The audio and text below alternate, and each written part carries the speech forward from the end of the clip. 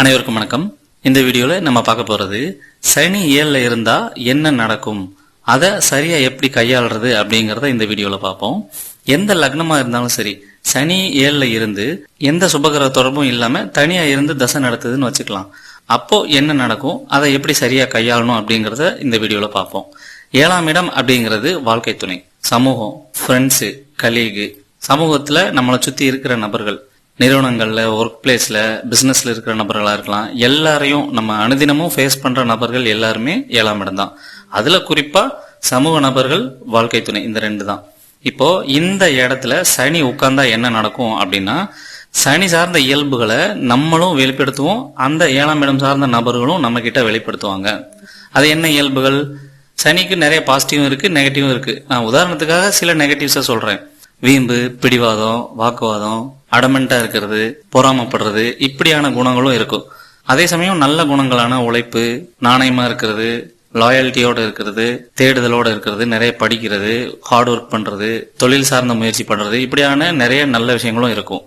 ஆனா 7ஆம் இடம் அப்படிங்கிறது சமூகத்தை குறிக்கிறதுனால சுத்தி இருக்கிற நபர்கள் கிட்ட தான் எந்த விதத்திலையும் குறைஞ்சிடக்கூடாது, கம்மியா இருக்கக்கூடாது, பாதிக்கப்பட்ட மாதிரி தெரிஞ்சிருக்க கூடாது அப்படின்ற ஒரு காரணத்துக்காக, எண்ணத்துக்காக, ஒரு நோக்கத்துக்காக எப்பவுமே தன்னை ப்ரூஃப் பண்ண நினைக்கும்.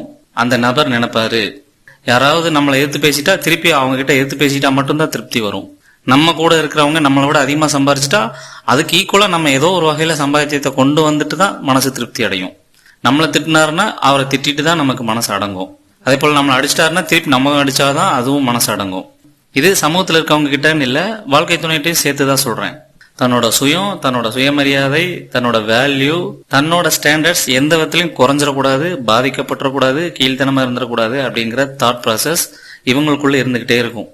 இது 7ல சனி இருக்கிறவங்களுக்கு மட்டும் இல்ல, எந்த கிரகம் இருந்தாலும் இப்படிதான் நினைக்கும். எந்த ஒரு உயிரா இருந்தாலும், எந்த நபரா இருந்தாலும் ரொம்ப கீழே இருக்கக்கூடாது, மத்தவங்க முன்னாடி ரொம்ப டவுனா இருக்கக்கூடாது, மேன்மையா இருக்கணும், மத்தவங்களோட மேன்மையா இருக்கணும்னு தான் நினைக்கும்.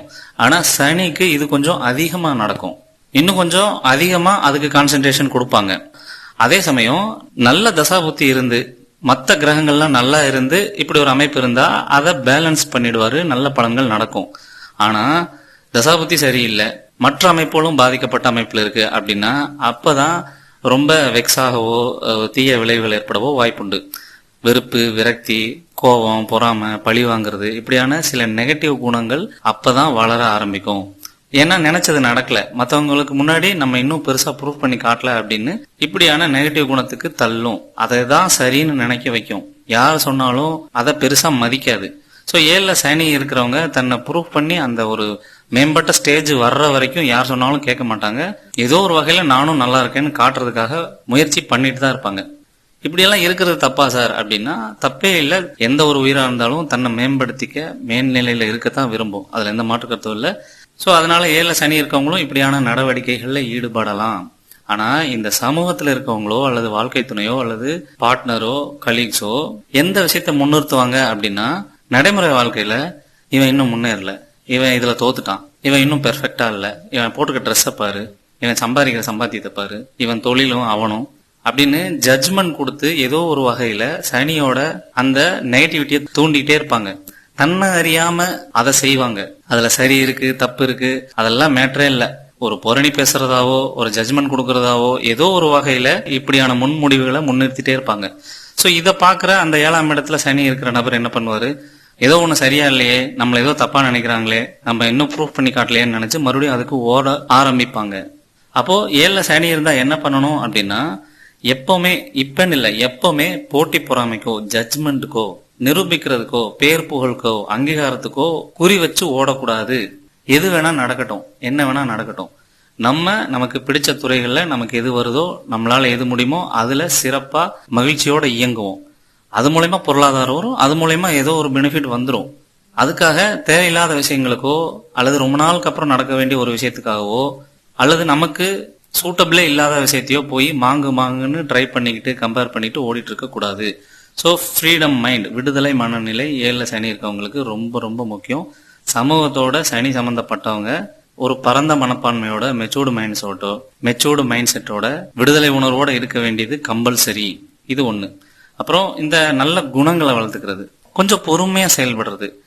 எல்லாருக்குமே ரிசல்ட் உடனே நடக்காது, எல்லாருக்குமே பெர்ஃபெக்டா ரிசல்ட் வராது, எல்லாரும் எடுத்த உடனே பணக்காரன் ஆக முடியாது, எடுத்த உடனே ஒரு மேம்பட்ட வாழ்க்கையை வாழ்ந்துட முடியாது. சோ அது வரைக்கும் பொறுமையா நிதானமா எல்லாரையும் அரவணைச்சு லைஃப்ல நடக்க பழகணும்.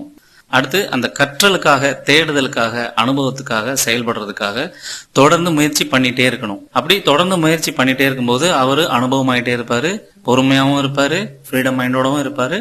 அப்போ சில வருடங்கள்லயே அவங்களுக்கான அங்கீகாரம், அவங்களுக்கான சரியான growth, மேம்பட்ட வாழ்க்கை, மேம்பட்ட மனநிலை ஆட்டோமேட்டிக்கா வந்தே ஆகும்.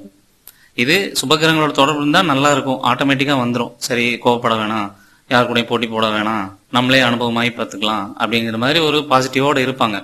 சுபகிரக தொடர்பு இல்லாதவங்களுக்கு ஒரு முயற்சி தேவைப்படுது, ஒரு புரிதல் தேவைப்படுது, ஒரு விழிப்புணர்வு தேவைப்படுது அப்படிங்கிறது தான் முக்கியம்.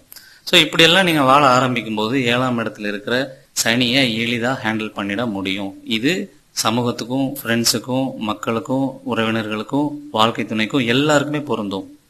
ஆக்கப்பூர்வமான விஷயத்துல நேரத்தை செலவழிக்கிறது மூலமா 7ஆம் இடத்துல இருக்க சனி சிறந்த பலன் தரும். இதுல எந்த மாற்று கருத்தும் இல்ல. செஞ்சு பார்த்துட்டு சொல்லுங்க.